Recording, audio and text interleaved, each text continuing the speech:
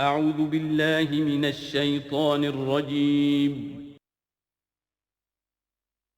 بسم اللہ الرحمن الرحیم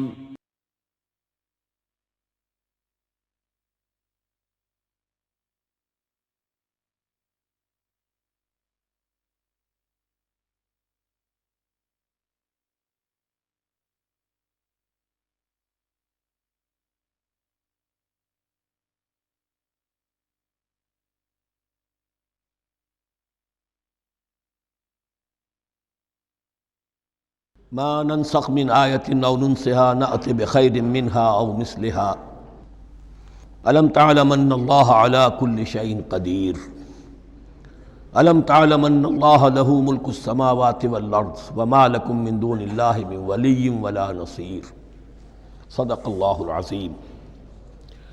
ان آیات مبارکہ کا ترجمہ اگرچہ ہم کر چکے ہیں، لیکن اس کا جو اصل مفہوم ہے اور اس کا پس منظر ہے اس کو سمجھنا ضروری ہے۔ آپ کو معلوم ہے کہ اللہ کا دین آدم سے لے کر این دم تک ایک ہی ہے۔ نوح کا دین، موسیٰ کا دین، عیسیٰ کا دین، محمد کا دین صلی اللہ علیہ وسلم علیہ والسلام، دین ایک ہی ہے۔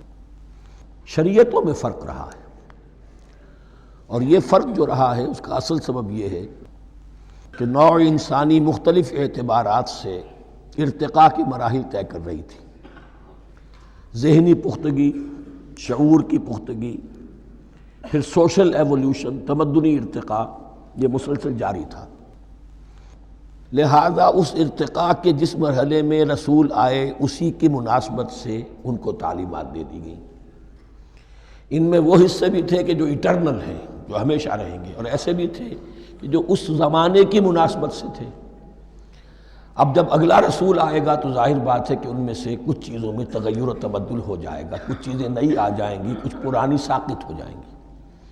یہ پرانی چیزوں کا ساقط ہونا یہ کہلاتا ہے ناسخ ہونا، ناسخ و منسوخ کا مسئلہ، کہ وہ حکم منسوخ ہو گیا اور اس کی جگہ پر کوئی اور حکم آ گیا ہے۔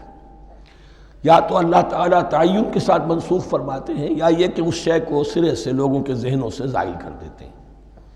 اعتراض یہ کر رہے تھے یہودی کہ اگر تو یہ دین وہی ہے جو موسیٰ کا تھا تو ظاہر بات ہے کہ پھر شریعت پوری وہی ہونی چاہیے۔ اس کے اعتراض کا جواب ہے جو یہاں دیا جا رہا ہے، اور یہی مسئلہ پھر قرآن میں بھی ہے۔ قرآن کی بھی تدریج کے ساتھ شریعت کی تکمیل ہوئی ہے۔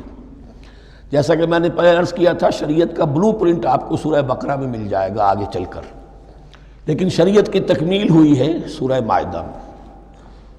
یہ جو تقریباً 5-6 سال کا وقفہ ہے، اس میں کچھ احکام شروع میں دیے گئے، پھر ان میں رد و بدل کر کے، اور پھر آخر میں الیوم اکملت لکم دینکم واتممت علیکم نعمتی ورضیت لکم الاسلام دینا۔ تو یہ ناسخ و منسوخ کا مسئلہ صرف سابقہ شریعتوں اور شریعت محمدی میں نہیں ہے صلی اللہ علیہ وسلم، بلکہ خود شریعت محمدی میں بھی زمانی اعتبار سے ارتقاء ہوا ہے۔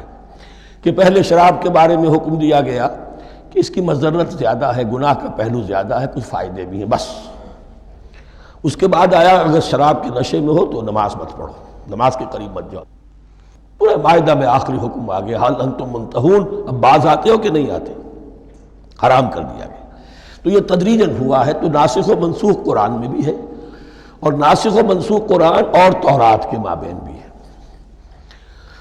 تو ہم نہیں منسوخ کرتے کوئی آیت یا بھلوا دیتے ہیں اس کو، نأت بخیر منہا، ہم اس سے بھی بہتر لے آتے ہیں، او مثلہا، یا اس جیسی ہی۔ الم تعلم ان اللہ علی کل شیء قدیر، اب یہ کہ یہ تو اللہ کی اتھارٹی ہے، مالک الملک وہ ہے، دین اس کا ہے، اس میں وہ جس طریقے سے چاہے کسی چیز کے اندر تبدیلی پیدا کر دے۔ الم تعلم ان اللہ لہ ملک السماوات والارض ما لکم من دون اللہ من ولی ولا نصیر ام تریدون ان تسألوا رسولکم کما سئل موسیٰ من قبل، کیا تم یہ چاہتے ہو کہ سوال کرو یا مطالبہ کرو اپنے رسول سے بھی اسی طرح کے جس طرح کی باتیں کی گئی تھی موسیٰ سے پہلے؟ مثلا ہم دیکھ چکے ہیں کہ ان سے کہا گیا کہ ہم نہیں مانیں گے جب تک کہ اللہ کو دیکھ نہ لے عیاناً، یا اسی طرح کے اور مطالبے جو حضرت موسیٰ علیہ السلام سے کیے جاتے تھے۔ یہاں مسلمانوں کو سکھایا جا رہا ہے کہ اس روش سے باز آؤ ایسی بات تمہارے اندر پیدا نہیں ہونی چاہیے۔ وَمَن يَتَبَدَّلِ الْكُفْرَ بِالْإِيمَانِ فَقَدْ ضَلَّ سَوَاءَ السَّبِيلِ۔ ظاہر بات ہے ایسی حرکتیں بھی اب مسلمانوں میں سے بھی جو منافقین ان میں شامل تھے وہی کر رہے ہوں گے، اس لیے فرمایا کہ جو کوئی ایمان کو ہاتھ سے دے کر کفر کو لے لے گا، یعنی منافق چونکہ دو طرفہ ہوتا ہے، اب اس کا بھی امکان ہوتا ہے کہ یکسو ہو جائے کفر کی طرف، اور اس کا بھی امکان ہوتا ہے کہ بالآخر یکسو ہو جائے ایمان کی طرف۔ مذبذبین بین ذالک کی کیفیت میں جو مبتلا ہے، اس کے دو یہ امکانات ہیں۔ تو جو کفر کی طرف جا کر مستقل طور پر راغب ہو گیا اس کا ذکر ہے، وَمَن يَتَبَدَّلِ الْكُفْرَ بِالْإِيمَانِ فَقَدْ ضَلَّ سَوَاءَ السَّبِيلِ، تو وہ تو سیدھی راہ سے بھٹک گیا۔ وَدَّ كَثِيرٌ مِّنْ أَهْلِ الْكِتَابِ لَوْ يَرُدُّونَكُم مِّن بَعْدِ إِيمَانِكُمْ كُفَّارًا، اہل کتاب میں سے بہت سے لوگ ہیں جو چاہتے ہیں کہ کسی طرح لوٹا کر لے جائیں تمہیں تمہارے ایمان کے بعد پھر کفار بنا دیں۔ یہ ایسے ہی ہے کہ جیسے کسی بلی کی دم کٹ جائے تو وہ یہ چاہے گی کہ ساری بلیوں کی دمیں کٹ جائیں کہ وہ کوئی علیحدہ سے نمایاں نہ رہے۔ تو وہ چاہتے تھے کہ یہ چیزیں جو ہیں ان کو واپس لے آیا جائے، اہل ایمان کو بھی کفر میں لے آیا جائے، حسدا من عند انفسہم، اور یہ ان کا طرز عمل ان کے حسد کی وجہ سے کہ کیوں یہ نعمت جو ہے ان کو دے دی گئی۔ من بعد ما تبین لہم الحق، اس کے بعد کہ ان پر حق بالکل واضح ہو چکا ہے، وہ جان چکے ہیں، پہچان چکے ہیں، کسی مغالطے میں نہیں ہے، غلط فہمی میں نہیں ہے۔ فاعفوا واصفحوا، یہ بہت اہم ہے مقام۔ تو اے مسلمانوں تم معاف کرتے رہو اور صرف نظر سے کام لو۔ اس کا اصل مطلب کیا ہے؟ ابھی تو چونکہ مدنی دور کا آغاز ہو رہا ہے، ابھی کشمکش کے اور کشاکش کے اور مقابلے کے اور تصادم کے بڑے سخت مراحل آ رہے ہیں۔ چونکہ تمہارا سب سے پہلا جو محاذ ہے وہ تو کفار مکہ کے خلاف ہے، سب سے بڑھ کر وہی آئیں گے، تم پر حملے کریں گے، جنگیں ہوں گی۔ تو فوری طور پر یہ جو آستین کے سانپ ہیں ان کو ابھی چھیڑو مت، جب تک یہ پڑے رہیں ڈورمنٹ، انہیں پڑا رہنے دو۔ ایک وقت آئے گا، یہاں یوں سمجھیے کہ یہ حکم دیا رہا ہے فی الحال انہیں چھیڑو مت، ان کے طرز عمل کے بارے میں زیادہ توجہ نہ دو، فاعفو، معاف کرتے رہو، درگزر کرتے رہو۔ اور وصفحو کہتے ہیں، صفح کہتے ہیں ایک طرف کا، یہ صفح ہے، یہ ورق ہے، صرف نظر کر لینا، دیکھا اندیکھا کر لینا، نظر انداز کر دینا، حتی یاتی اللہ بامرہ، یہاں تک کہ اللہ اپنا فیصلہ لے آئے۔ ایک وقت آئے گا کہ پھر مسلمانوں کو غلبہ آخری حاصل ہو جائے گا، اور جب جو یہ باہر کے دشمن ہیں ان سے تم نبٹ لو گے، پھر یہ کہ ان اندرونی دشمنوں کے خلاف بھی تمہیں اب آزادی دی جائے گی کہ ان کو بھی ان کے کیفر کردار تک پہنچا دو۔ ان اللہ علی کل شیء قدیر، یقیناً اللہ ہر چیز پر قادر ہے۔ واقیموا الصلاۃ وآتوا الزکاۃ، نماز قائم رکھو، زکوٰۃ دیتے رہو۔ وما تقدموا لانفسکم من خیر تجدوہ عند اللہ، اور جو کچھ بھی تم خیر میں سے، بھلائی میں سے اپنے لیے آگے بھیجو گے، کوئی مال خرچ کر رہے ہو تو خرچ کہاں ہو گیا؟ وہ تو اللہ کے ہاں ڈپازٹ ہو گیا، جمع ہو گیا۔ وما تقدموا لانفسکم من خیر تجدوہ عند اللہ، اسے اللہ کے پاس پاؤ گے۔ ان اللہ بما تعملون بصیر، یقیناً جو کچھ تم کر رہے ہو اللہ اسے دیکھ رہا ہے۔ وقالوا لن يدخل الجنۃ الا من كان هودا او نصارى۔ اب دیکھیے جب یہ نئی امت اب تشکیل پا رہی ہے تو یہودی اور نصرانی جو ایک دوسرے کے دشمن تھے مسلمانوں کے مقابلے میں جمع ہو گئے، انہوں نے کہنا یہ شروع کیا، وقالوا لن يدخل الجنۃ، ہرگز نہیں داخل ہوگا جنت میں، الا من کان ہودا او نصارا، سوائے اس کے جو یا تو یہودی ہو یا نصرانی ہو۔ وقالوا لن يدخل الجنۃ الا من کان ہودا او نصارا تلک امانیہم، یہ لفظ دوبارہ آ گیا، یہ ان کی خواہشات ہیں، من گھڑت خیالات ہیں، ان کی وشفل تھنکنگ ہے۔ قل ہاتوا برہانکم ان کنتم صادقین، کہو ان سے لاؤ کوئی دلیل اگر تم سچے ہو، دلیل کتاب سے لاؤ، کہیں تورات میں لکھا ہے یہ، کہیں یہ انجیل میں لکھا ہے، جو تورات اور جو انجیل تمہارے پاس ہے اسی میں سے دکھا دو کہ یہ لکھا ہوا ہو، کہیں لکھا ہوا نہیں۔ اب یہاں پر وہ یونیورسل ٹروتھ آ رہا ہے، بلا من اسلم وجہہ للہ وہو محسن، کیوں نہیں، ہر وہ شخص کے جو اپنا چہرہ اللہ کے سامنے جھکا دے اور وہ محسن ہو، اس کا رویہ صدق پر، سچائی پر، حسن کردار پر مبنی ہو، سر کا جھکانا منافقانہ نہ ہو، جزوی نہ ہو کہ کچھ مانا کچھ نہیں مانا۔ بلا من اسلم وجہہ للہ وہو محسن فلہ اجرہ عند ربہ، تو اس کے لیے اس کا اجر محفوظ ہے اس کے رب کے پاس۔ فلا خوف علیہم ولا هم یحزنون، نہ ان پر کوئی خوف ہوگا اور نہ ہی وہ حزن سے دوچار ہوں گے۔ یہ دوسری آیت ہے کہ جس سے کچھ لوگوں نے استدلال کیا ہے کہ ایمان بالرسالت ضروری نہیں ہے۔ اب دیکھیے اس کا جواب وہی ہوگا، نمبر ایک تو یہ، ہر جگہ پر ساری چیزیں بیان نہیں کی جایا کرتی، کوئی چیز کہیں بیان کی گئی، کوئی کہیں بیان کی گئی ہے۔ کتاب کو لینا ہے تو پوری کو پوری ایک کتاب کی حیثیت سے۔ دوسرا یہ کہ یہ سارا سلسلہ کرام جو ہے، جو دو بریکٹس کے مابین آ رہا ہے، اس میں پہلے سے ہے وَآمِنُوا بِمَا أَنزَلْتُ مُصَدِّقًا لِمَا مَعَكُمْ وَلَا تَكُونُوا أَوَّلَ كَافِرٍ بِهِ، تو وہ تو ضرب کھا رہی ہے اس پورے کے پورے مضامین کے سلسلے سے جو ان دو بریکٹوں کے درمیان آ رہا ہے۔ اب دیکھیے ایک طرف تو ان کا کہنا یہ تھا کہ جنت میں داخل نہیں ہوگا مگر وہی جو یہودی ہو یا نصرانی ہو۔ اب عمل کیا ہے؟ وَقَالَتِ الْيَهُودُ لَيْسَتِ النَّصَارَىٰ عَلَىٰ شَيْءٍ، یہودی کہتے ہیں نصارہ کی کوئی حیثیت نہیں، کوئی بنیاد نہیں، کوئی جڑ نہیں۔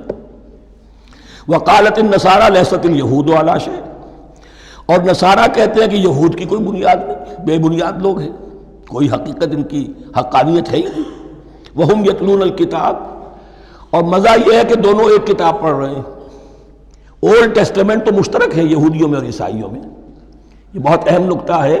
اور جدید عیسائیت میں جو ایک بہت بڑی طاقت ابھر رہی ہے امریکہ میں، وہ ہے کہ جو یہ عیسائیت کو جیوڈائز کر رہی ہے، کیونکہ رومن کیتھولک مذہب جو تھا اس نے تو چونکہ گویا کہ سارا رشتہ توڑ لیا تھا بائبل سے، سارا اختیار پوپ کے ہاتھ میں آ گیا تھا، لیکن پروٹیسٹنٹس نے پھر بائبل کو قبول کیا۔ اب اس کی منطقی انتہا یہ کہ اولڈ ٹیسٹمنٹ کے اوپر بھی اب ان کی توجہ ہو رہی ہے کہ آخر یہ بھی تو ہم مانتے ہیں کہ ہماری کتاب ہے، اور اس میں جو کچھ لکھا ہے اس کو نظر انداز کیسے کر سکتے ہیں۔ ہم نے جو ایک سیمینار کیا تھا امریکہ میں، جس میں ایک یہودی عالم بھی آئے تھے، ایک عیسائی بھی آئے تھے، اور مسلمانوں کی طرف سے بھی ہمارے ایک ساتھی نے بات کی تھی، تو وہاں ایک یہودی عالم نے کہا کہ اس وقت اسرائیل کو سب سے بڑی سپورٹ جو مل رہی ہے وہ ان عیسائیوں سے مل رہی ہے امریکہ میں سے، کہ جو اس وقت ایونجلسٹ کہلاتے ہیں وہاں پر، اور جو ایک بڑا فرقہ بن کر ابھر رہے ہیں۔ بہرحال یہ ان کا طرز عمل ہے۔ وَهُمْ يَتْلُونَ الْكِتَابَ، اور وہ دونوں کے دونوں کتاب کے پڑھنے والے ہیں۔ كَذَلِكَ قَالَ الَّذِينَ لَا يَعْلَمُونَ مِثْلَ قَوْلِهِمْ، اسی طرح کہا تھا ان لوگوں نے کہ جو کچھ بھی نہیں جانتے انہی کی سی بات کہی تھی، یعنی یہ اشارہ ہے مشرکین مکہ کی طرف۔ فَاللَّهُ يَحْكُمُ بَيْنَهُمْ يَوْمَ الْقِيَامَةِ فِيمَا كَانُوا فِيهِ يَخْتَلِفُونَ، تو اللہ تعالیٰ فیصلہ کر دے گا ان کے مابین قیامت کے دن ان تمام باتوں کا جن میں کہ یہ اختلاف کر رہے تھے۔ وَمَنْ أَظْلَمُ مِمَّنْ مَنَعَ مَسَاجِدَ اللَّهِ أَنْ يُذْكَرَ فِيهَا اسْمُهُ وَسَعَىٰ فِي خَرَابِهَا۔ اب دیکھیے یہاں جو بخیہ یہ آیات آ رہی ہیں، تو اگرچہ خطاب تو ہے وہ بریکٹس کے مابین، خطاب میں بنی اسرائیل، لیکن اب یہاں کچھ ریفرنسز اہل مکہ کی طرف شروع ہو گئے ہیں، اور اس کے بعد سے حضرت ابراہیم کا تذکرہ آئے گا، پھر تحویل قبلہ کا ذکر آئے گا۔ تحویل قبلہ میں ظاہر بات ہے کہ وہ قبلہ جو ہے وہ مشرکین مکہ کے قبضے میں تھا اس وقت۔ اس حوالے سے ریلیونٹ کچھ مضامین جو ہیں اس کی تمہید باندھی جا رہی ہے۔ یہ ساری تمہید ہے جو آگے آنے والا مضمون ہے تحویل قبلہ، جو علامت تھی اس بات کی کہ اب وہ سابقہ امت مسلمہ معزول کر دی گئی اور نئی امت محمد صلی اللہ علیہ وسلم اس مقام پر نصب کر دی گئی، انسٹال کر دی گئی۔ اس کے حوالے سے جو مسئلے اٹھیں گے، اسی لیے قال الذین لا یعلمون مثل قولہم، میں نے عرض کیا کہ یہ مشرکین مکہ کی طرف اشارہ ہے۔ ومن اظلم ممن منع مساجد اللہ یذکر فیہا اسمہ، اس سے بڑھ کر ظالم کون ہوگا جو اللہ تعالیٰ کی مسجدوں سے لوگوں کو روکے کہ وہ اس میں اس کا نام لے سکے۔ چونکہ مشرکین مکہ نے مسلمانوں کو محروم کر دیا تھا حرم سے، اب وہاں جانے کی ان کو اجازت نہیں تھی۔ سن 6 میں حضور گئے بھی ہیں، تب بھی یہ کہ صلح حدیبیہ ہو گئی، واپس آنا پڑا، عمرہ کرنے کی اجازت نہیں ملی۔ سن 7 میں پھر ہوا ہے، تو یہ 7 برس بہت شاہ گزرے ہیں محمد الرسول اللہ صلی اللہ علیہ وسلم اور اہل ایمان پر۔ اب یہاں ذکر ہو رہا ہے ان کا قریش کا۔ وَمَنْ أَظْلَمُ مِمَّنْ مَنَعَ مَسَاجِدَ اللَّهِ أَنْ يُذْكَرَ فِيهَا اسْمُهُ وَسَعَىٰ فِي خَرَابِهَا، اور وہ اس کی تخریب میں لگے ہوئے ہیں۔ یہ خراب تخریب، یہ تخریب دو طرح کی ہوتی ہے، ایک ظاہری تخریب ہوتی ہے کسی مسجد کو گرا دینا، اور ایک ظاہری نہیں باطنی معنوی ہوتی ہے۔ وہ جو تخریب ہے وہ یہ ہے کہ توحید کی بجائے اسے شرک کا اڈا بنا دیا ہے۔ وہ تو دنیا کے بت قدوں میں پہلا وہ گھر خدا کا، ہم اس کے پاسباں ہیں، وہ پاسباں ہمارا، 360 بت رکھ دیے گئے اس گھر میں لا کر جو ابراہیم نے تعبیر کیا تھا توحید خالص کے لیے۔ وَسَعَىٰ فِي خَرَابِهَا، یہ لفظ ذرا نوٹ کر لیجئے، یہ ایک حدیث میں بھی آیا ہے، بڑی دلدوز حدیث ہے، اور میں چاہتا ہوں کہ آپ اسے ذہن میں رکھیں۔ حضور نے فرمایا یوشک ان یاتی علی الناس زمان، اندیشہ ہے کہ لوگوں پر یعنی میری امت پر ایک زمانہ ایسا بھی آ جائے گا، اب گنتے جائیے، لا یبقى من الاسلام الا اسمہ، اسلام میں سے اس کے نام کے سوا کچھ نہیں بچے گا، ولا یبقى من القرآن الا رسمہ، قرآن میں سے اس کے رسم الخط، الفاظ اور حروف کے سوا کچھ نہیں بچے گا، اسی کی اللہ تعالیٰ نے ضمانت دی ہے، یہ محفوظ رہے گا رسم عثمانی۔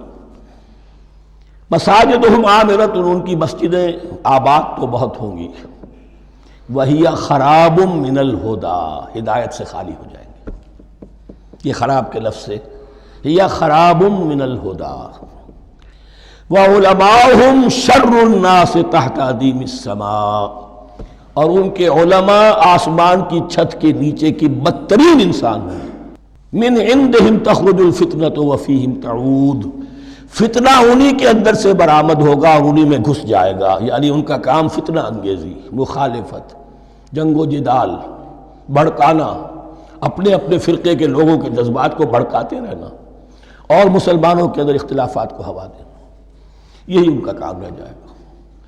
آج جن کو ہم علماء کہتے ہیں ان کی عظیم اکثریت اس کیفیت سے دوچار ہو چکی ہے۔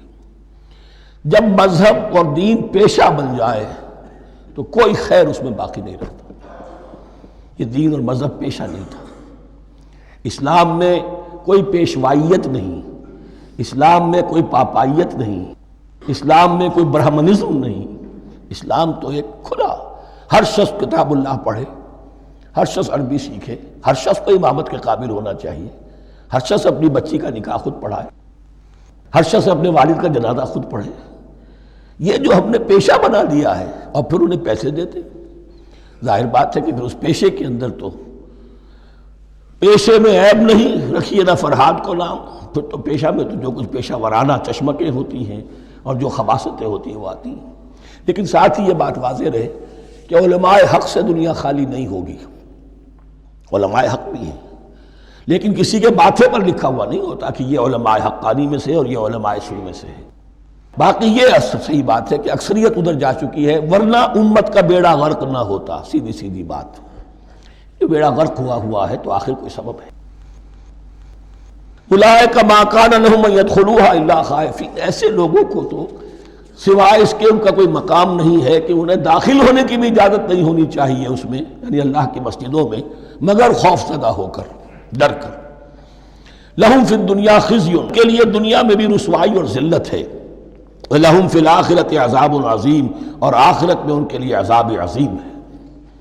وَلِلَّهِ الْمَشْرِقُ وَالْمَغْرِبُ، اب دیکھیے تمہید ہو رہی ہے تحویل قبلہ کے لیے۔ اب ظاہر بات ہے کہ بڑی حساس جو ہے وہ ایک کیفیت تھی یہ، تو یروشلم کے ساتھ جن کو دلچسپی تھی اور ان کے دلوں میں اس کی عقیدت تھی، مکہ مکرمہ اور بیت اللہ کے ساتھ جن کو دلچسپی تھی اور ان کے دلوں میں اس کی عقیدت تھی، تو اس حوالے سے یہ قبلہ بدلنا، اور 2 دفعہ بدلا ہے قبلہ، پہلے آ کے مدینے میں حضور نے یروشلم کی طرف 16 مہینے نماز پڑھی اور پھر تحویل قبلہ ہوا، تو اب اس میں کئی امتحان ہو گئے، وہ آگے آ جائے گا، لیکن اس کی تمہید باندھی جا رہی ہے۔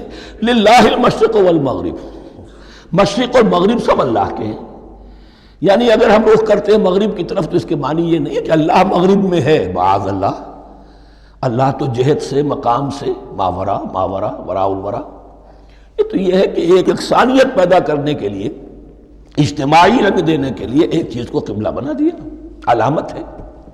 غالب نے ٹھیک کہا ہے، قبلے کو اہل نظر قبلہ نما کہتے ہیں، قبلہ جو ہے وہ مسجود تو نہیں ہے پرے سرحد ادراک سے اپنا مسجود، قبلے کو اہل نظر قبلہ نما کہتے ہیں۔ للہ المشرق والمغرب فینما تولوا فثم وجہ اللہ، جدھر بھی تم رخ کرو گے وہ اللہ ہی کا رخ ہے۔ ان اللہ واسع علیم، یقیناً اللہ بہت وسعت والا ہے، بہت وسعت والا ہے، وہ کسی سمت میں محدود نہیں ہے، اور علیم ہے، ہر شے کا جاننے والا ہے۔ دیکھیے یہاں یہ آیت کہہ کے اور چھوڑ دیا مسئلہ، اگلے مسئلے پر آ گئے۔ آگے آپ کو پتہ چلے گا کہ یہ در حقیقت ایک تمہید باندھی جا رہی ہے تحویل قبلہ کے لیے۔ وقالوا اتخذ اللہ ولدا سبحانہ، اور ان میں وہ بھی ہیں، اب ظاہر بات ہے یہاں پھر اشارہ ہو رہا ہے وہ اہل مکہ کی طرف، جنہوں نے یہ کہا ہے کہ اللہ نے اولاد اپنے لیے اختیار کی، یعنی وہ کہتے تھے کہ یہ جو فرشتے ہیں یہ اللہ کی بیٹیاں ہیں، نصارہ کہتے تھے کہ حضرت مسیح اللہ کے بیٹے ہیں، اور یہودیوں کا بھی ایک گروہ ایسا تھا جو حضرت عزیر کو اللہ کا بیٹا کہتا تھا۔ بل لہ ما فی السماوات والارض، نہیں، آسمانوں اور زمین میں جو کچھ ہے اسی کی ملکیت ہے، سب مخلوق ہیں، مملوک ہیں، خالق اور مالک صرف وہ ہے۔ کل لہ قانتون، اور سب کے سب اس کے فرما بردار ہیں، بڑے سے بڑا رسول، بڑے سے بڑا ولی، بڑے سے بڑا فرشتہ، بڑے سے بڑے اجرام سماویہ، سب کل لہ قانتون۔ بدیع السماوات والارض، وہ آسمان اور زمین کو پیدا کرنے والا ہے بغیر کسی شے کے۔ یہ ابداع اور خلق ان میں فرق ہے۔ ابداع، بلکہ شاہ ولی اللہ دہلوی نے حجت اللہ البالغہ کا جو پہلا چیپٹر ہے اس کو یہی 3 عنوان دیے ہیں۔ اللہ تعالیٰ کے افعال بنیادی طور پر 3 ہیں، ابداع، خلق، تدبیر۔ ابداع ہے جسے انگریزی میں کہتے ہیں کریشن ایکس نہیلو، عدم محض سے کچھ بنا دیا، کچھ نہیں تھا اور بنا دیا، کن فیکون، یہ ابداع ہے۔ خلق ہے اب ایک چیز سے دوسری چیز بنانا، گارے سے انسان بنایا، یہ تخلیق ہے، آگ سے جن بنایا، یہ تخلیق ہے، نور سے فرشتے بنایا، یہ تخلیق ہے۔ تو ابداع، بدیع وہ ہے کہ جس نے نئی چیز، اسی لیے بدعت ہمارے ہاں کہلاتی ہے وہ شے جو دین میں نہیں تھی اور خواہ لا کے شامل کر دی گئی، جس کی کوئی جڑ بنیاد دین میں نہیں ہے، وہ بدعت ہے۔ اس سے یہ لفظ بدیع السماوات والارض، وَإِذَا قَضَىٰ أَمْرًا فَإِنَّمَا يَقُولُ لَهُ كُن فَيَكُونُ، اس کی شان تو یہ ہے کہ جب وہ کسی معاملے کا فیصلہ کر لیتا ہے تو بس کہتا ہے کہ ہو جا، اور وہ ہو جاتی ہے۔ وَقَالَ الَّذِينَ لَا يَعْلَمُونَ لَوْلَا يُكَلِّمُنَا اللَّهُ وَتَأْتِينَا آیَةٌ، اور کہا ان لوگوں نے جو علم نہیں رکھتے، یہاں پھر وہی مشرکین مکہ کی طرف روئے سخن ہے، کیوں نہیں بات کرتا ہم سے اللہ، اور کیوں نہیں کوئی لے آتا ہمارے پاس کوئی نشانی۔ یہ میں عرض کر چکا ہوں، یہ مضمون جو ہے کہ ان کا مطالبہ تھا بہت شدت کے ساتھ کہ کوئی معجزے ویسے ہی دکھاؤ جیسے تم کہتے ہو کہ عیسیٰ نے دکھائے تھے، موسیٰ نے دکھائے تھے، تو ہمارے یہ مطالبے پورے کر دو، ہم مان لیں گے۔ یہ ذکر آئے گا سورہ انعام میں اور پھر سورہ بنی اسرائیل میں۔ كَذَلِكَ قَالَ الَّذِينَ مِن قَبْلِهِمْ مِثْلَ قَوْلِهِمْ، اسی طرح کی باتیں جو لوگ ان سے پہلے آئے تھے وہ بھی کہتے رہے۔ تشابہت قلوبہم، ان کے دل ایک دوسرے سے مشابہ ہو گئے ہیں۔ قد بینا الآیات لقوم یوقنون، اور ہم نے تو اپنی آیات کو واضح کر دیا ہے ان لوگوں کے لیے جو یقین کرنا چاہیں۔ انا ارسلناک بالحق بشیرا ونذیرا، اے نبی ہم نے آپ کو بھیجا ہے حق کے ساتھ بشیر اور نذیر بنا کر۔ بنیادی حیثیت آپ کی یہ ہے کہ آپ اہل حق کو بشارت دیں، فراح و ریحان و جنت نعیم، فسلام لک من اصحاب الیمین، یہ بشارت دیجیے۔ اور جو غلط راستے پر جائیں، کفر کریں، منافقت میں مبتلا ہوں، ملحد ہوں اور بدعملی کریں، ان کو آپ خبردار کر دیجئے کہ جہنم ان کے لیے تیار کر دی گئی ہے۔ آپ کا کام دعوت ہے، ابلاغ ہے، تبلیغ ہے، نصیحت ہے۔ وَلَا تُسْأَلُ عَنْ أَصْحَابِ الْجَحِيمِ، آپ سے سوال نہیں کیا جائے گا جہنمیوں کے بارے میں کہ محمد یہ کیوں جہنم میں پہنچ گئے، ہم نے تمہیں بھیجا تھا، تمہارے ہوتے ہوئے یہ جہنمی کیوں ہو گئے؟ نہیں، یہ آپ کی ذمہ داری نہیں ہے۔ کون جنت میں جانا چاہتا ہے، کون جہنم میں جانا چاہتا ہے، یہ آدمی کا اپنا فیصلہ ہے۔ آپ کا کام ہے کہ حق کو واضح کر دیں، ہاں وضاحت میں کمی نہ رہ جائے، حق واضح ہو جائے، کوئی اشتباہ نہ ہو، بالکل مبرہن ہو جائے، واضح ہو جائے، بس یہ ذمہ داری آپ کی ہے، اس سے زیادہ نہیں۔ یہ مسئولیت جو ہوتی ہے، انسان اگر اپنی اصل مسئولیت سے زیادہ ذمہ داری اپنے سر پر ڈال لے تو اس سے بھی بہت بڑی بڑی گمراہیاں پیدا ہوتی ہیں۔ اور اس کا جو تذکرہ ہو رہا ہے بڑی گمراہی تو معاذ اللہ وہ تو ہمارے حوالے سے ہوتی ہے۔ ہمارے ہاں کی بہت سی جماعتیں جو ہیں اسی طرح کی غلطیوں کی وجہ سے وہ غلط راستوں پر پڑ گئی، پوری تحریکیں برباد ہو گئی۔ لیکن یہاں بھی حضور کا معاملہ کیا ہو رہا تھا کہ حضور چاہتے تھے کہ کسی طرح یہ علماء یہود ایمان لے آئے۔ بہرحال حضور کے دل میں رغبت، آخر مکے میں آپ تھے تو دعائیں مانگتے تھے، اے اللہ عمرو بن ہشام اور عمر بن خطاب میں سے کسی ایک کو تو میری جھولی میں ڈال دیں۔ تو اسی طرح کی دعا آپ نے کی ہوگی۔ فرمایا وَلَن تَرْضَىٰ عَنْكَ الْيَهُودُ وَلَا النَّصَارَىٰ حَتَّىٰ تَتَّبِعَ مِلَّتَهُمْ۔ اے نبی کسی مغالطے میں نہ رہیے، ہرگز راضی نہیں ہوں گے آپ سے نہ یہ یہودی اور نہ نصرانی، جب تک کہ آپ پیروی نہ کریں ان کی ملت کی۔ لہذا امید منقطع کر لیجیے، اس لیے کہ زیادہ امید ہو تو مایوسی ہو جاتی ہے۔ اقبال نے بہت خوب کہا ہے بندہ مومن کے بارے میں، جس کی امیدیں قلیل، جس کے مقاصد جلیل۔ مقصد اونچا لیکن امید قلیل رکھیے، اللہ چاہے گا تو ہو جائے گا، نہیں چاہے گا تو میرا کام تو اپنی حد تک اپنا فرض ادا کر دینا ہے۔ اس سے زیادہ کی جو ہے خواہش اپنے دل میں پالیں گے، کسی اجرت پسندی میں گرفتار ہو جائیں گے، کہیں دائیں بائیں ہک اور کرک کے ذریعے سے کہیں پہنچنے کی کوشش کریں گے اور اپنے آپ کو بھی برباد کر دیں گے۔ لن ترضى عنك اليهود ولا النصارى حتى تتبع ملتهم قل ان هدى الله هو الهدى، کہہ دیجئے دیکھو ہدایت تو ہے اللہ کی ہدایت۔ وَلَئِنِ اتَّبَعْتَ أَهْوَاءَهُمْ، اور اے نبی آپ بھی کان کھول کر سن لیں، اگر آپ نے ان کی خواہشات کی پیروی کی، یہاں ہم جوڑ دیں گے الفاظ بالفرض بفرض محال، اگر آپ نے ان کی خواہشات کی پیروی کی کہ کچھ چلو لے دو کر معاملہ کر لو، کچھ ان کی بات مانو، کچھ اپنی بات منوا لو۔ یہ مکے میں بھی قریش کی طرف سے بھی آیا تھا کہ کچھ اپنی بات منوا لیجئے، کچھ ہماری مانی، کمپرومائز کیجئے۔ اب ظاہر بات ہے کہ یہاں اب یہود کے ساتھ یہی معاملہ ہے۔ وَلَئِنِ اتَّبَعْتَ أَهْوَاءَهُمْ بَعْدَ الَّذِي جَاءَكَ مِنَ الْعِلْمِ مَا لَكَ مِنَ اللَّهِ مِنْ وَلِيٍّ وَلَا نَصِيرٍ، اور اگر بفرض محال آپ نے پیروی کی ان کی خواہشات کی، اس کے بعد کہ آپ کے پاس علم آ چکا، تو نہیں ہوگا کوئی بھی اللہ کے مقابلے میں آپ کے لیے کوئی مددگار یا حمایتی۔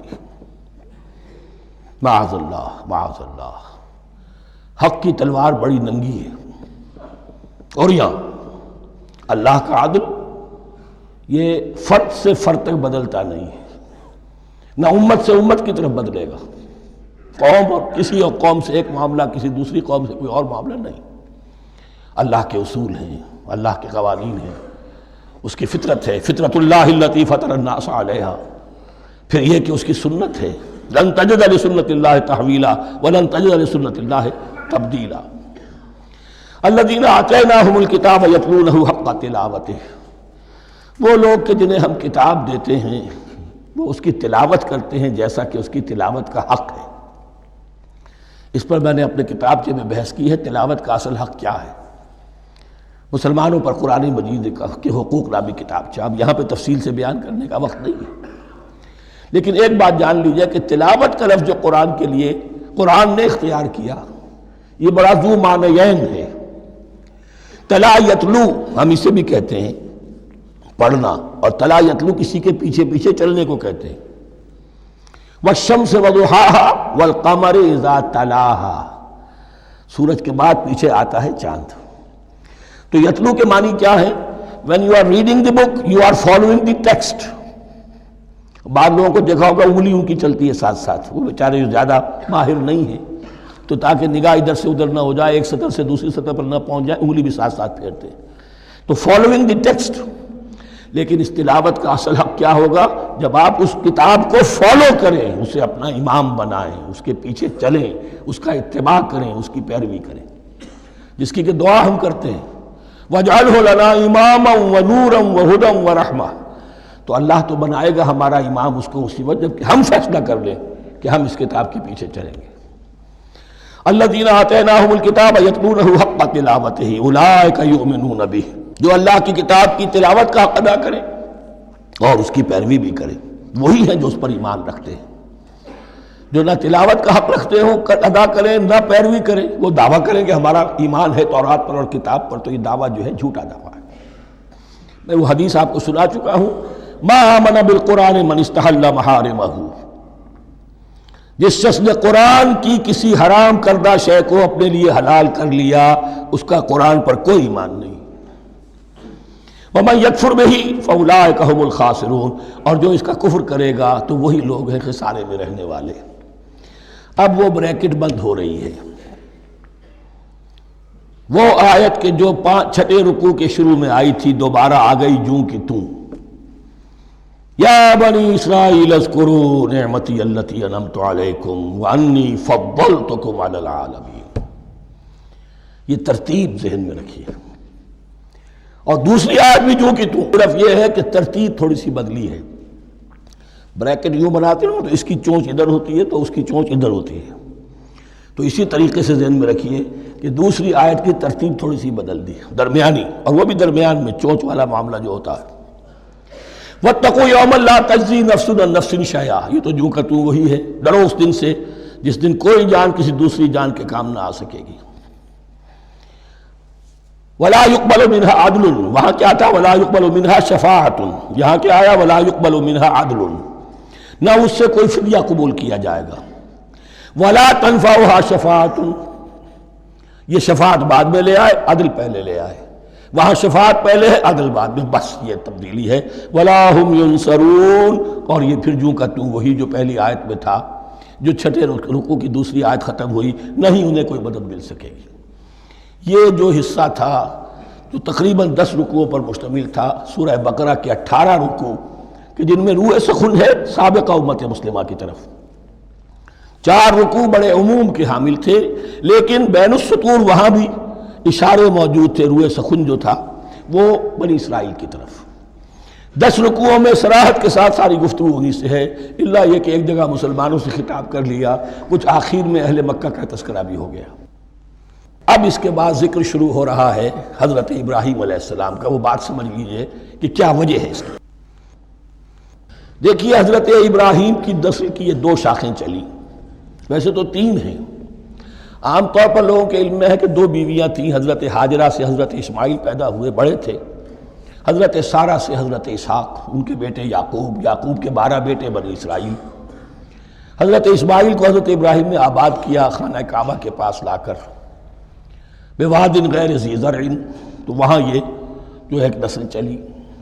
لیکن نبوت جو ہے حضرت ابراہیم کے بعد حضرت اسماعیل کو تو ملی، اس کے بعد مسلسل یوں سمجھیے کہ تقریباً 3000 کا فصل ہے سالوں کا کہ کوئی نبوت اس شاخ میں نہیں آئی۔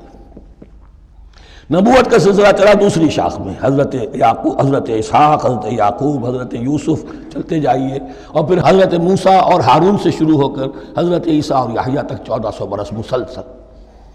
اگرچہ تیسری شاخ بھی تھی، بنو قطورہ کہلاتے، تیسری اہلیہ آپ کی تھی قطورہ، بنی قطورہ میں سے ان کی اولاد بڑی کثیر تھی، ان میں سے ایک مدین تھے، مدین یا مدیان، ان میں حضرت شعیب کی بعثت ہوئی تھی۔ حضرت شعیب بھی حضرت ابراہیم کی نسل میں سے ہیں لیکن بنی مدیان میں سے۔ بہرحال اب چونکہ حضور کی بعثت ہوئی بنی اسماعیل میں، ادھر بنی اسرائیل ہیں جن سے یہ خطاب ہو رہا ہے سابقہ امت مسلمہ، اور اب یہ امامت الناس منتقل ہونے والی ہے بنی اسرائیل سے بنی اسماعیل کو۔ تو اب اگر اس انتقال کے وقت نقل، اگر وہ جو کامن فیکٹر ہے اس کا تذکرہ کیا جائے تو بات آسان ہو جائے گی۔ ابراہیم ہی تو جد امجد ہے نا تمہارے، تم یعقوب کی اولاد ہو ٹھیک ہے، لیکن یعقوب کس کے بیٹے تھے؟ اسحاق کے۔ اسحاق کس کے بیٹے تھے؟ ابراہیم کے۔ تو یہ دوسری نسل بھی تو ابراہیم ہی کی ہے۔ اس حوالے سے ان کے لیے سہل بنایا جا رہا ہے کہ بات کو سمجھو، یہ صرف یہ ہے کہ 2 پیڑھی اوپر جا کر مل گئے اور اللہ نہ خیر سنا۔ اور حضرت ابراہیم نے خانہ کعبہ کی تعمیر کی اور اسے اب مرکز بنانا ہے اہل توحید کا، لہذا یہ ساری گفتگو اب شروع ہو رہی ہے۔ 4 رکوع اب وہ ہیں 15ویں سے شروع ہو کر 18ویں تک جن کا اصل مضمون ہے تحویل قبلہ۔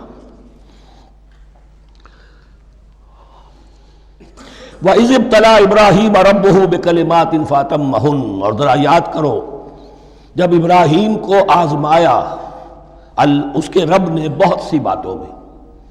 میرا ایک کتاب چاہے حضرت ابراہیم کی شخصیت پر، حج اور عید الاضحیٰ اور ان کی اصل روح، اور اس میں ایک تحریر ہے، ایک تقریر ہے، جو تحریر ہے وہ مجھے بہت پسند ہے کہ کیسے کیسے امتحان آئے ہیں حضرت ابراہیم علیہ السلام پر۔ فَأَتَمَّهُنَّ، اب یہ ایک جملے میں ایک پوری داستان ہے.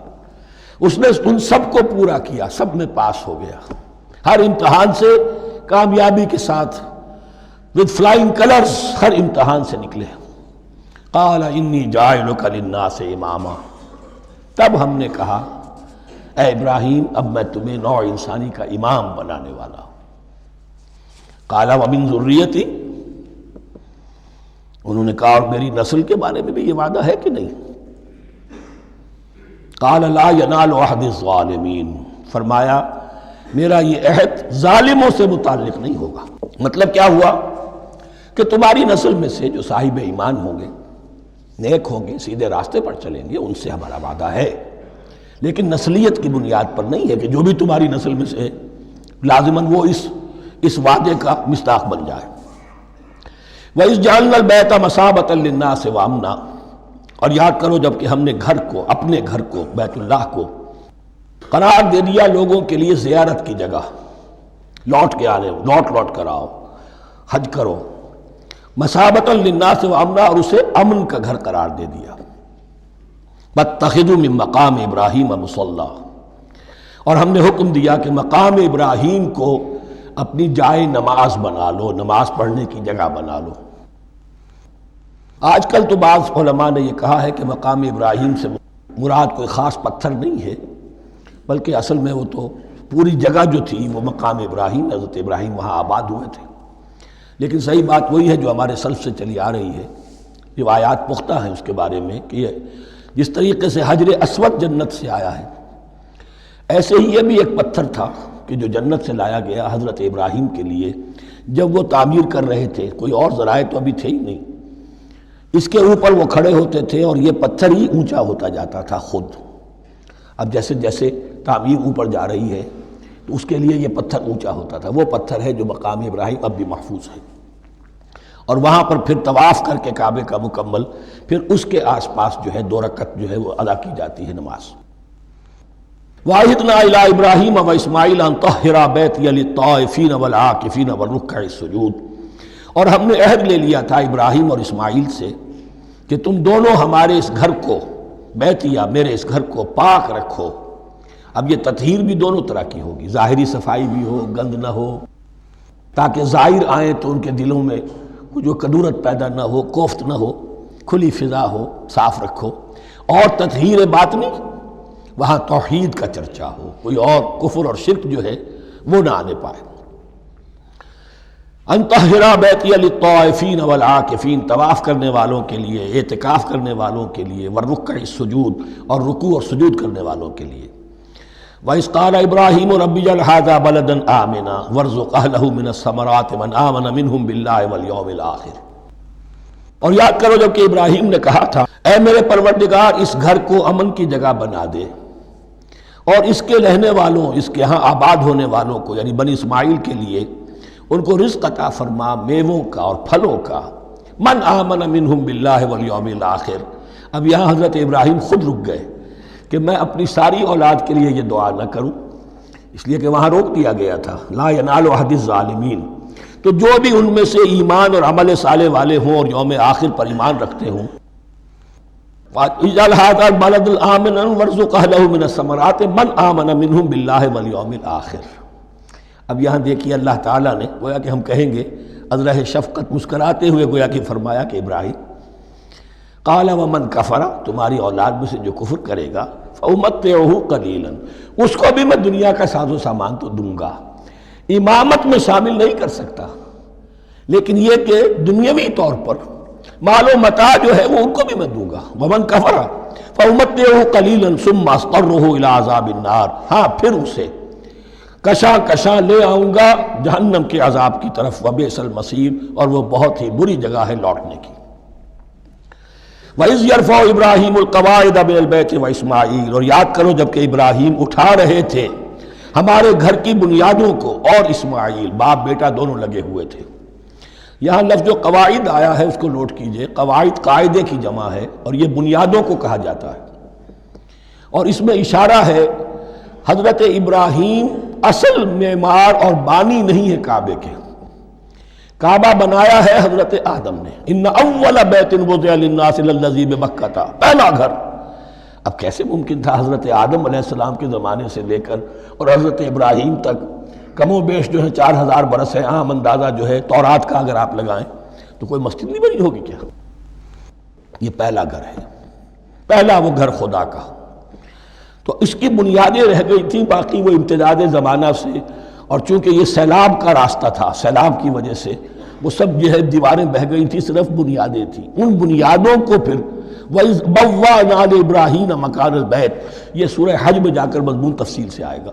اب میں آئے گا کہتا ہوں، آ چکا ہے حقیقت کے اعتبار سے، اس لیے کہ یہ ساری مکی صورتیں ہیں جو نازل ہو چکی ہیں سورہ بقرہ سے بہت پہلے۔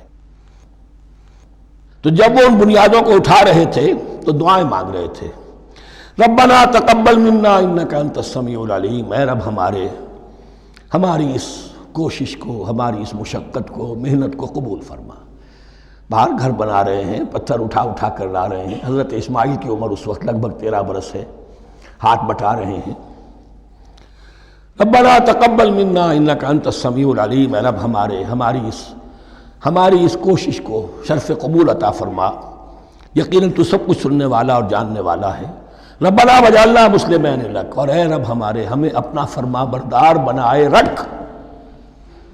نوٹ کیجئے، ابراہیم کہہ رہے ہیں، تو میں اور آپ اگر مطمئن ہو جائیں کہ میری موت لازماً حق پر ہوگی تو بہت بڑا دھوکہ ہے۔ ڈرتے رہنا چاہیے، اللہ کی پناہ طلب کرتے رہنا چاہیے۔ ربنا وجعلنا مسلمین لک، اے اللہ ہم دونوں کو اپنا فرما بردار بنائے رکھ، ومن ذریتنا امۃ مسلمۃ لک، اور ہم دونوں کی نسل میں سے اٹھائیو برپا کی جو ایک امت جو تیری فرما بردار امت ہو۔ وارنا مناسکنا، اور اے پروردگار تیرا گھر تو ہم نے یہ بنا دیا، اب اس کے جو رسومات ہیں وہ ہمیں سکھا، جو مناسک حج ہیں۔ ارنا مناسک، اب کیسے حج کریں، کیا آداب ہوں گے، طواف کیسے ہوگا، کیا کریں گے۔ وتب علینا، اور ہم پر اپنی شفقت کی نظر فرما، انک انت التواب الرحیم، یقیناً تو ہی ہے بہت ہی زیادہ توبہ کا قبول فرمانے والا اور شفقت کے ساتھ رجوع کرنے والا اور رحم فرمانے والا۔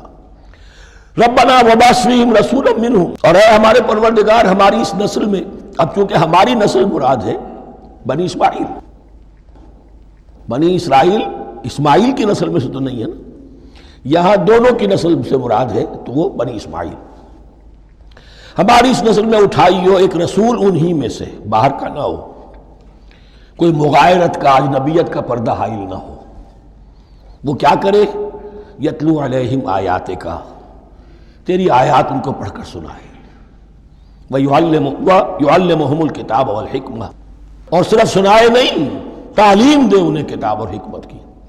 صرف سنا دینا تو بہت آسان کام ہے، سکھانا، تعلیم دینا، دلوں میں بٹھانا، اور حکمت، وَيُزَكِّيهِمْ، اور ان کو پاک کرے، ان کا تزکیہ کرے، ان کے دلوں میں تیری محبت اور آخرت کی طلب کے سوا کوئی طلب باقی نہ رہنے دے۔ انک انت العزیز الحکیم، یقیناً پروردگار تو ہی ہے زبردست اور کمال حکمت والا۔ وَمَن يَرْغَبُ عَن مِّلَّةِ إِبْرَاهِيمَ إِلَّا مَن سَفِهَ نَفْسَهُ، اور ایسا شخص کون سا ہوگا جو ابراہیم کے طریقے سے منہ موڑے۔ یہ رغبت کا نظر بھی زبان میں دونوں طرف جاتا ہے، رغبہ الہ، کسی شے کی طرف رغبت ہونا، محبت ہونا، میلان ہونا، اور رغبہ عن، کسی شے سے متنفر ہونا، کسی شے سے ابا کرنا، اس کو چھوڑ دینا۔ وَمَن يَرْغَبُ عَن مِّلَّةِ إِبْرَاهِيمَ إِلَّا مَن سَفِهَ نَفْسَهُ، سوائے اس کے جس نے اپنے آپ کو حماقت ہی میں مبتلا کرنے کا فیصلہ کر لیا ہو، اور کون ہوگا جو ابراہیم کے طریقے سے منہ موڑے۔ وَلَقَدِ اصْطَفَيْنَاهُ فِي الدُّنْيَا، اور ہم نے تو اسے دنیا میں بھی پسند کر لیا تھا، چن لیا تھا۔ وَإِنَّهُ فِي الْآخِرَةِ لَمِنَ الصَّالِحِينَ، اور یقیناً آخرت میں بھی وہ ہمارے صالح بندوں میں سے ہوں گے۔ اِذْ قَالَ لَهُ رَبُّهُ أَسْلِمْ قَالَ أَسْلَمْتُ لِرَبِّ الْعَالَمِينَ، جب کہا اس سے اس کے پروردگار نے کہ مانو میرا حکم، اس نے کہا پروردگار قبول ہے تیرا حکم، یہاں تک کہ ذبح کرو بیٹے کو، حاضر۔ یہ آخری امتحان تھا، آخر 100 برس کی عمر میں، 87 برس کی عمر میں دعائیں مانگ مانگ کر بیٹا لیا تھا اسماعیل۔ حضرت سارہ کے ہاں کوئی اولاد نہیں ہوئی تھی، اب وہ 13 برس کا تھا، بازو بن گیا تھا اور اس وقت ذبح کرنے کا حکم آیا۔ جب بھی کہا ہم نے مانو ہمارا حکم، قال اسلمت لرب العالمین، اللہ تعالی ہمیں بھی توفیق دے کہ اس کی پیروی کریں۔ ووصى بها ابراہیم وبنیہ ویعقوب، اور اسی کی وصیت کی تھی ابراہیم نے بھی اپنے بیٹوں کو اور یعقوب نے بھی۔ یا بنیہ، وہ کیا تھی نصیحت؟ ہے میرے بیٹو، ان اللہ اصطفیٰ لکم الدین، دیکھو اللہ نے تمہارے لیے دین کو پسند فرما لیا ہے۔ کون سا دین؟ فلا تموتن الا وانتم مسلمون، اور دیکھنا موت نہ آنے پائے مگر فرما برداری کی حالت میں۔ یہی بات آئے گی سورہ آل عمران میں مسلمانوں سے خطاب کر کے، یا ایھا الذین آمنوا اتقوا اللہ حق تقاتہ ولا تموتن الا وانتم مسلمون، اور ان الدین عند اللہ الاسلام ومن یبتغ غیر الاسلام دینا فلن یقبل منہ۔ ام کنتم شہداء اذ حضر یعقوب الموت، کیا تم اس وقت موجود تھے جب یعقوب کی موت کا وقت آیا؟ جب آدم کی یعقوب پر موت، یہ لفظی ترجمہ ہوگا، اذ حضر یعقوب الموت اذ قال لبنیہ ما تعبدون من بعدی، حضرت یعقوب نے اپنے سارے بیٹوں کو جمع کیا، 12 کے 12، اور مصر میں پہنچ چکے تھے یہ حضرت یوسف علیہ السلام کے ذریعے سے، جو سورہ یوسف میں ساری کہانی آئے گی، وہاں انتقال ہوا۔ تو انہوں نے اپنے بیٹوں کو جمع کیا، اذ قال لبنیہ ما تعبدون من بعدی، میرے بعد تم کس کی پوجا کرو گے، کس کی پرستش کرو گے؟ یہ بات نہیں تھی کہ انہیں معلوم نہیں تھا، لیکن یہ کہ ایک میثاق، قول و قرار اور پختہ کرنے کے لیے۔ قالوا نعبد الہک و الہ آبائک ابراہیم و اسماعیل و اسحاق، انہوں نے کہا کہ ہم پوجیں گے، بندگی کریں گے، پرستش کریں گے آپ کے معبود کی اور آپ کے آبا ابراہیم، اسماعیل اور اسحاق کے معبود کی، اور یہ کوئی مختلف معبود نہیں ہے، الہ واحدہ، وہ تو ایک ہی الہ ہے۔ وَنَحْنُ لَهُ مُسْلِمُونَ، ہم اس کے لیے، اس کے سامنے سر جھکاتے ہیں، اسی کی فرما برداری کا اقرار کرتے ہیں۔ تِلْكَ أُمَّةٌ قَدْ خَلَتْ، یہ آیت 2 مرتبہ آئے گی اسی رکوع میں۔ یہ ایک گروہ تھا انسانوں کا جو گزر گیا، ابراہیم، اسماعیل، اسحاق، یعقوب، ان کی اولاد، قد خلت، وہ گزر گئے۔ لہا ما کسبت ولکم ما کسبتم، ان کے لیے تھا جو انہوں نے کمایا اور تمہارے لیے ہوگا جو تم کماؤ گے۔ یعنی یہاں پدرم سلطان بود کا کوئی مقام نہیں ہے، ہر شخص کے لیے اپنا عمل، اپنا ایمان، اپنی کمائی۔ وَلَا تُسْأَلُونَ عَمَّا كَانُوا يَعْمَلُونَ، تم سے یہ نہیں پوچھا جائے گا کہ وہ کیا کرتے تھے، تم سے پوچھا جائے گا تم کیا کر کے لائے ہو۔ تو راچے ہے، پدرم سلطان بود تو راچے ہے، تم کیا ہو بھائی، تو اپنی بات کرو، باپ تمہارا سلطان تھا، ہوگا۔ وَقَالُوا كُونُوا هُودًا أَوْ نَصَارَىٰ تَهْتَدُوا، لیکن اس پس منظر میں اب ان کی خباثت کو نمایاں کیا جا رہا ہے کہ یہ تو تھی وصیت ابراہیم کی اور یعقوب کی، اور اس وقت کے یہود و نصارہ کا کیا رویہ ہے؟ قالوا كونوا هودا او نصارى تهتدوا، وہی متحدہ محاذ حضور کے خلاف۔ یا تو یہودی، انہوں نے کہا کہ یا یہودی ہو جاؤ یا نصرانی تو ہدایت پر ہو جاؤ گے۔ قل بل ملت ابراہیم حنیفا، کہہ دیجئے نہیں، بل نتبع، ہم تو نتبع یہاں پر محذوف مانیے، بل نتبع ملت ابراہیم حنیفا، نہیں، ہم تو پیروی کریں گے ابراہیم کے طریقے کی، بالکل یکسو ہو کر۔ وما کان من المشرکین، اور وہ مشرکوں میں سے نہیں تھے۔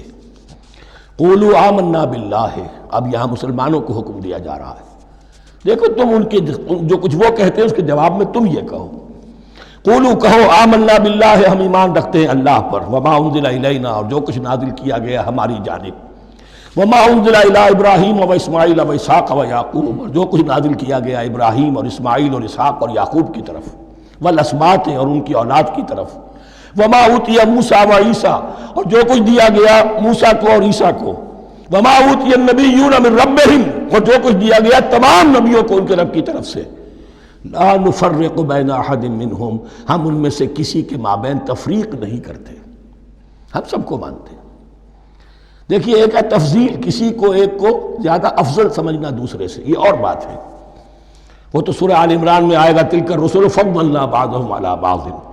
تفریق یہ کہ ایک کو مانے ایک کو نہ مانے، ان رسولوں میں سے ایک کا انکار سب کا انکار ہے۔ لا نفرق بین احد منہم ونحن له مسلمون، اور ہم نے تو اسی کی فرما برداری کا قلادہ اپنی گردن میں ڈال دیا ہے۔ فَإِنْ آمَنُوا بِمِثْلِ مَا آمَنْتُمْ، پھر اے مسلمانوں اگر یہ بھی ایمان لائیں یہود اور نصارہ بالکل اسی طرح جیسے تم ایمان لائے ہو، نو کمپرومائز، ٹھیک ٹھیک وہی دین اختیار کریں، وہی راستہ جو کہ محمد کے ذریعے سے تمہیں دیا گیا صلی اللہ علیہ وسلم۔ فَإِنْ آمَنُوا بِمِثْلِ مَا آمَنْتُمْ بِهِ فَقَدْ اهْتَدَوْا، تب وہ ہدایت پر ہوں گے۔ وَإِنْ تَوَلَّوْا، اور اگر وہ پیٹھ موڑ لیں، فَإِنَّمَا هُمْ فِي شِقَاقٍ، تو اس کے معنی یہ ہیں کہ وہ زدم زدہ میں اور دشمنی کے اندر وہ مبتلا ہو چکے ہیں۔ فَسَيَكْفِيكَهُمُ اللَّهُ، تو اے نبی آپ کے لیے ان کے مقابلے میں اللہ کافی رہے گا، آپ فکر نہ کریں، آپ کسی کمپرومائز کی دعوت کی طرف توجہ ہی نہ دیں، کچھ دو کا معاملہ سوچیں بھی نہ، ان کی مخالفتوں سے آپ مرعوب نہ ہوں، ان کی دھمکیوں کا کوئی اثر نہ لیں۔ فَسَيَكْفِيكَهُمُ اللَّهُ، اللہ کافی رہے گا آپ کے لیے ان سب کے مقابلے میں۔ وَهُوَ السَّمِيعُ الْعَلِيمُ، اور یقیناً وہ سب کچھ سننے والا اور جاننے والا ہے۔ ایسا نہیں ہے کہ اسے معلوم نہ ہو کہ آپ اس وقت کن حالات میں ہیں، کیسی مشکلات میں ہیں، کس طرح کی نازک صورتحال دن بدن جو ہے شکل بدل رہی ہے، لیکن آپ قائم رہیں۔ یہ ہے جگہ جہاں پر خون پڑا ہوا ہے، اس نسخے میں جو حضرت عثمان تلاوت فرما رہے تھے، اور اس وقت باغیوں نے انہیں شہید کیا ہے۔ ان کی زوجہ محترمہ نائلہ، انہوں نے بچانا چاہا ہے تو ان کی انگلیاں کٹ گئیں، اور خون جو ہے وہ فَسَيَكْفِيكَهُمُ اللَّهُ، ان الفاظ پر وہ خون پڑا ہے، وہ دھبا اب بھی موجود ہے۔ وَهُوَ السَّمِيعُ الْعَلِيمُ، اور وہ سب کچھ سننے والا اور جاننے والا ہے۔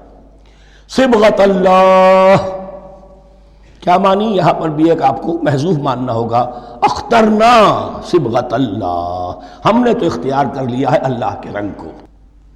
وَمَنْ أَحْسَنُ مِنَ اللَّهِ صِبْغَةً وَنَحْنُ لَهُ عَابِدُونَ، اور اللہ سے بہتر رنگ کس کا ہوگا، اور ہم تو بس اسی کی بندگی، اسی کی پرستش کرنے والے ہیں۔ قُلْ أَتُحَاجُّونَنَا فِي اللَّهِ وَهُوَ رَبُّنَا وَرَبُّكُمْ، اے نبی ان سے کہیے کہ کیا تم ہم سے محاجہ کر رہے ہو، حجت بازی کر رہے ہو، جھگڑ رہے ہو، دلیل بازی کر رہے ہو اللہ کے بارے میں؟ وَهُوَ رَبُّنَا وَرَبُّكُمْ، وہ تو ہمارا رب بھی ہے تمہارا رب بھی ہے، رب تو ایک ہے، رب بھی ایک، اس کا دین بھی ایک، ہاں شریعتوں میں فرق ہوا ہے۔ قُلْ أَتُحَاجُّونَنَا فِي اللَّهِ وَهُوَ رَبُّنَا وَرَبُّكُمْ وَلَنَا أَعْمَالُنَا وَلَكُمْ أَعْمَالُكُمْ، رب تو ہمارا بھی وہ تمہارا بھی وہ، البتہ ہمارے لیے ہوں گے ہمارے عمل، تمہارے لیے ہوں گے تمہارے عمل۔ وَنَحْنُ لَهُ مُخْلِصُونَ، اور ہم تو اس کے لیے اپنے آپ کو خالص کر لینے والے ہیں۔ یہ ذرا 3 الفاظ یہاں پہ نوٹ کر لیجئے، یہ میرے اور آپ کے لیے لمحہ فکریہ ہیں۔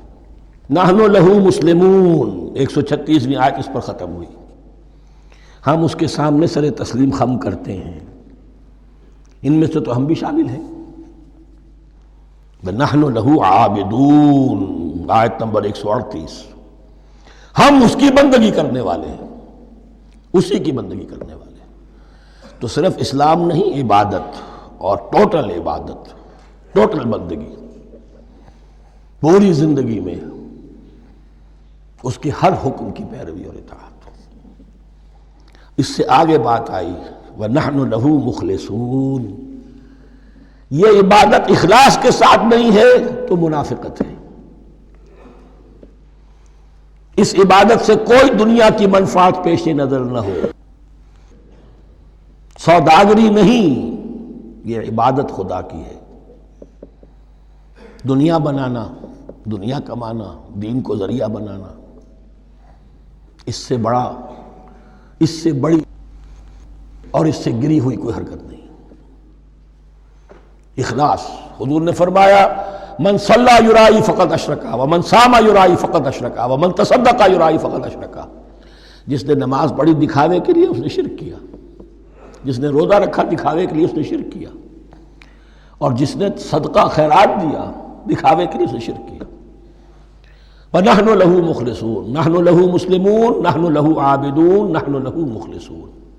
اللهم ربنا اجعلنا منهم اللهم ربنا اجعلنا منهم. ام تقولون ان ابراہیم واسماعیل واسحاق ویعقوب والاسباط كانوا هودا او نصارا. کیا تمہارا کہنا یہ ہے کہ ابراہیم اور اسماعیل اور اسحاق اور یعقوب اور ان کی اولاد یہودی تھے یا نصرانی تھے؟ تم جو کہتے ہو کہ یا یہودی ہو جاؤ یا نصرانی تب ہدایت پاؤ گے، تو ابراہیم یہودی تھے یا نصرانی؟ اور اسحاق اور یعقوب اور یوسف اور موسیٰ اور عیسیٰ یہ کون تھے؟ یہی بات آج مسلمانوں کو سوچنی چاہیے. محمد الرسول اللہ اور ان کے اصحاب دیوبندی تھے یا بریلوی تھے یا اہل حدیث تھے یا شیعہ تھے یا سنی تھے؟ ان تقسیموں سے اوپر ہونے کی ضرورت ہے. اللہ کے ساتھ اخلاص کا تقاضا یہ ہے، ٹھیک ہے ایک فقہی مسلک کے اعتبار سے ایک شخص کسی مسلک کی پیروی کر رہا ہے، لیکن اپنے آپ کو اس سے آئیڈینٹیفائی کرانا اور اس مسلک کو مقدم رکھنا دین پر، اور اس مسلک ہی کے لیے محنت اور مشقت اور بھاگ دوڑ تبلیغ ہو رہی ہے اسی کی، یہ چیز بالکل اس اصل حقیقت کے خلاف ہے کہ جو اللہ کے دین نے ہمیں سکھائی. ام تقولون ان ابراہیم و اسماعیل و اسحاق و یعقوب والاسباط كانوا هودا او نصارا قل انتم اعلم ام اللہ. کہیے ان سے کہ تم زیادہ جانتے ہو یا اللہ زیادہ جانتا ہے. ومن اظلم ممن كتم شہادۃ عنده من اللہ. کان کھول کر سن لو، اس سے بڑھ کر ظالم کون ہوگا جس نے اللہ کی ایک گواہی جو اس کے پاس تھی اسے چھپا لیا. تمہارے پاس گواہیاں ہیں، علماء یہود جانتے تھے یہ اللہ کے رسول ہیں جن کے ہم منتظر تھے، اس گواہی کو چھپائے بیٹھے. ومن اظلم ممن كتم شہادۃ عنده من اللہ وما اللہ بغافل عما تعملون. اور اللہ ہرگز غافل نہیں ہے کہ اس سے جو تم کر رہے ہو. تلک امۃ قد خلت. یہ گروہ مقدس جماعت تھی یہ جس کے یہ گلے سرسبد تھے، یہ گزر گئے. لہا ما کسبت ولکم ما کسبتم. جو کمائی انہوں نے کی، جو عمل انہوں نے کمائے وہ ان کے لیے، تمہارے لیے نہیں. تمہارے لیے وہ ہوگا جو تم کماؤ گے. ولا تسألون عما كانوا يعملون. اور تم سے ان کے عمل کے بارے میں نہیں پوچھا جائے گا کہ انہوں نے کیا کیا، تم سے سوال یہ ہوگا کہ تم نے کیا کیا. بارک اللہ لی ولکم فی القرآن العظیم ونفعنی وإیاکم بالآیات والذکر الحکیم.